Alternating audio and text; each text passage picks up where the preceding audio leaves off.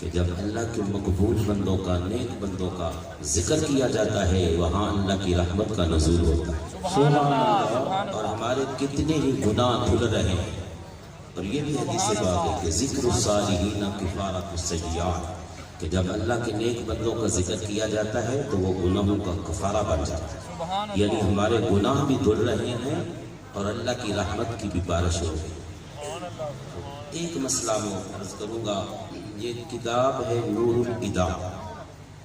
یہ فقہ کی کتاب ہے،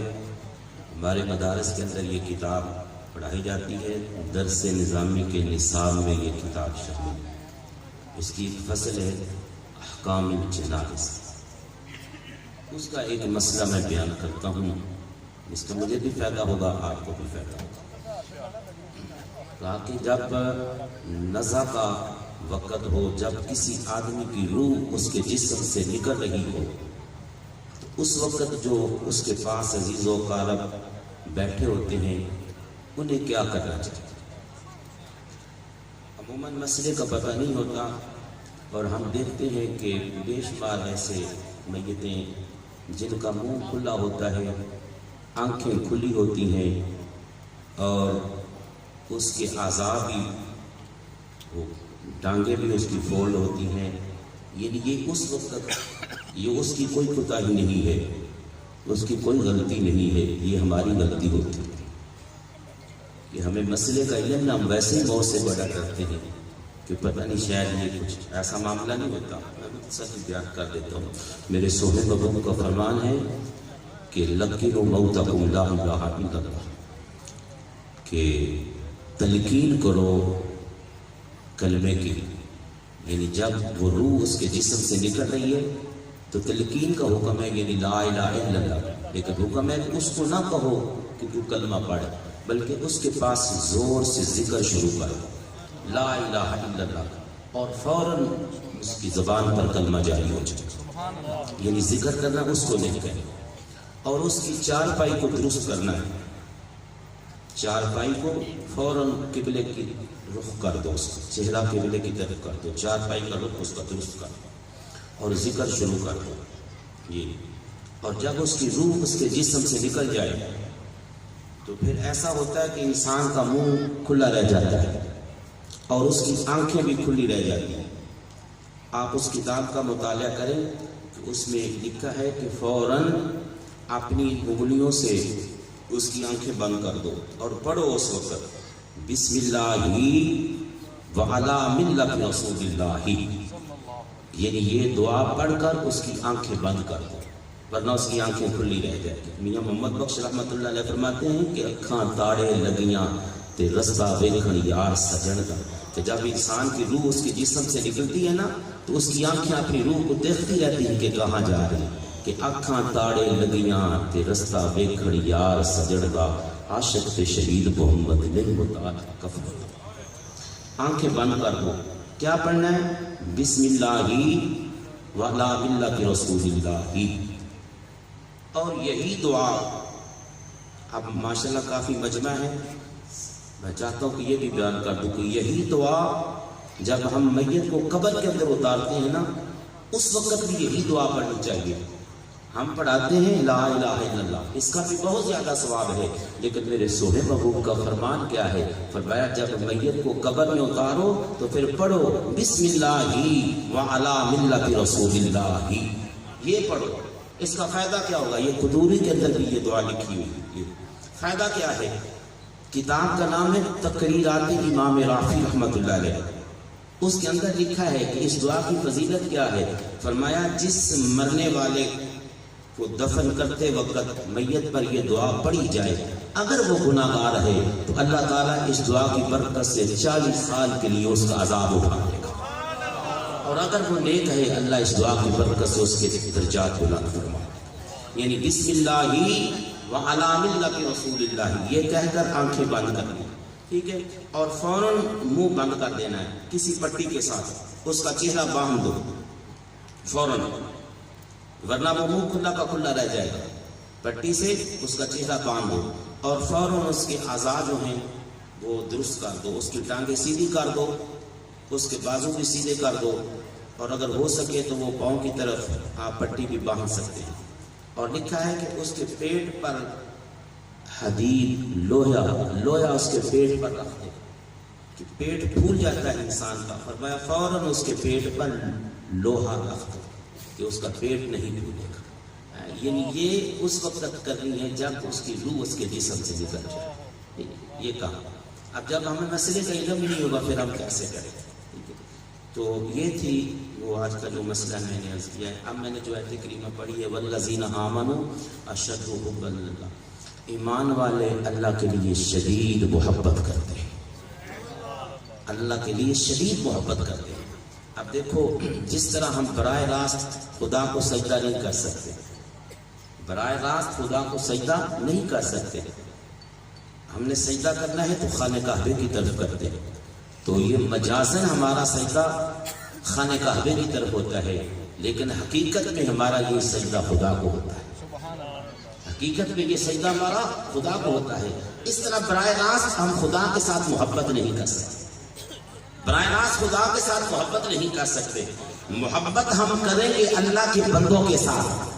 اللہ کے نیک بندوں کے ساتھ، اللہ کے ولیوں کے ساتھ. یعنی محبت کریں گے ہم حضرت غوث اعظم رضی اللہ تعالیٰ عنہ کے ساتھ، محبت کریں گے ہم حضرت بابا فرید گنج شکر رحمۃ اللہ علیہ کے ساتھ، محبت کریں گے ہم حضرت امام ربانی مجدد رفسانی کے ساتھ، محبت کریں گے ہم حضرت داتا گنج بخش علی حجویری رحمۃ اللہ علیہ کے ساتھ، محبت کریں گے ہم حضرت سیدنا میر حسین زنجانی رحمۃ اللہ علیہ کے ساتھ. یہ مجازن ہماری محبت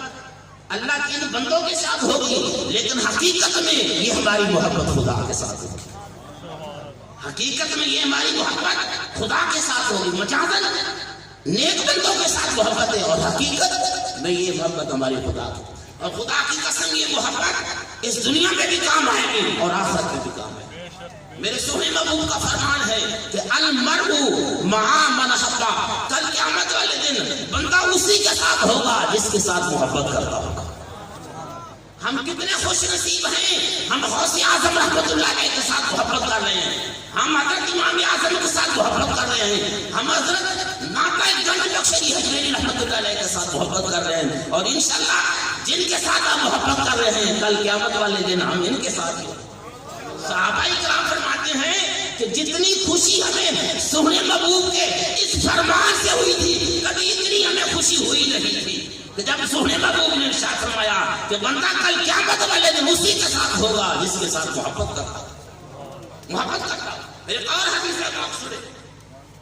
ماشاء اللہ حضور حضرت غوث اعظم رحمۃ اللہ علیہ کی محبت میں یہاں آئے اور یہ محبت خدا کی قسم دیکھو کتنا مقام اور مرتبہ عطا فرما جاتا ہے. حدیث پاک میں ایک بندہ اپنے گھر سے نکلا، اس نے سنا کہ فلاں بستی کے اندر اللہ کا ایک نیک بندہ ہے، ایک ولی اللہ ہے، اللہ کا ایک مقبول بندہ ہے. وہ اس کی زیارت کے لیے اپنے گھر سے نکلا اور حدیث پاک میں ہے وہ گھر سے نکلا فَأَرْسَلَ اللَّهُ عَلَىٰ مَدْرَجَتِهِ مَلَكًا، اللہ تبارک و تعالیٰ نے اس کے راستے میں ایک فرشتہ کھڑا کر دیا. جہاں سے اس نے گزرنا تھا ایک انسانی شکل میں وہاں فرشتہ کھڑا کر دیا. جب یہ بندہ وہاں سے گزرا اس نے اس کو روک لیا. فرشتے نے کہا ہے بندے آئینہ ترید، کہاں تو جا رہا ہے؟ کہا کہ میں فلاں بستی میں فلاں گاؤں میں جا رہا ہے. فرمایا کس لیے جا رہا ہے؟ کہا کہ میں نے سنا ہے وہاں اللہ کا ایک مقبول بندہ رہتا ہے، نیک بندہ رہتا ہے، میں اس کی زیارت کے لیے جا رہا ہوں. وہ فرشتہ اس سے پوچھتا ہے کیا کہ کوئی اس کا احسان ہے تجھ پر جس کا تو بدلہ چکانے کے لیے جا رہا ہے،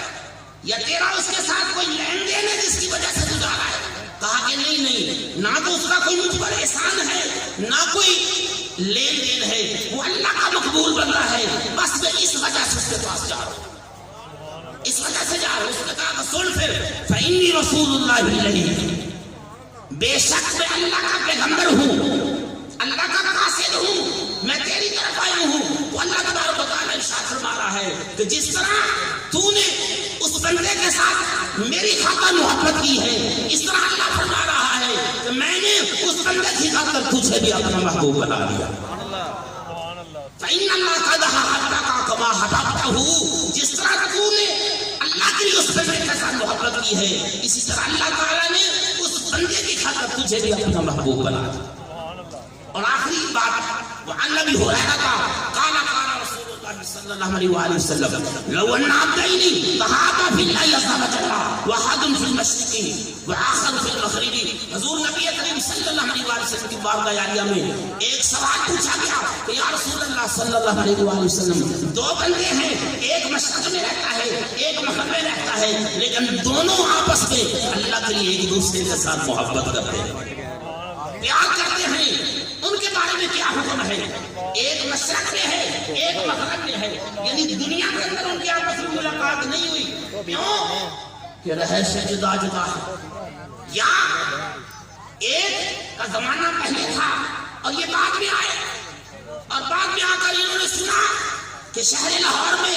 اس داتا کی نگری میں حضور حضرت داتا گنج بخشری ہے میری رحمت اللہ علیہ، اللہ کے بہت بڑے ولی ہیں، تو یہ سن کر ان کے ساتھ محبت کرنا شروع کر،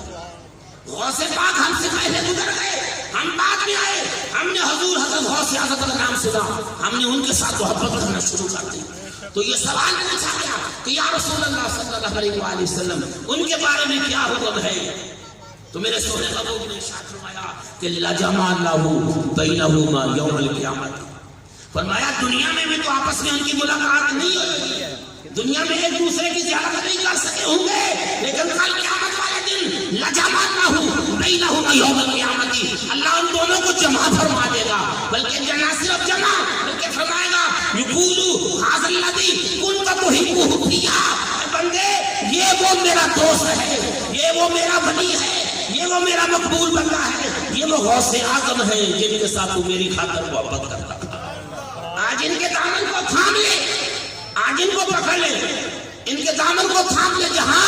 یہ جائیں گے وہاں تو جائے گا، جو مقام اور مرتبہ انہیں ملے گا وہی مقام اور مرتبہ تجھے ملے گا، کیوں کہ لجپال فرید نو توڑ دے نہیں، جتنی باں پھڑ دے پھر چھوڑ دے۔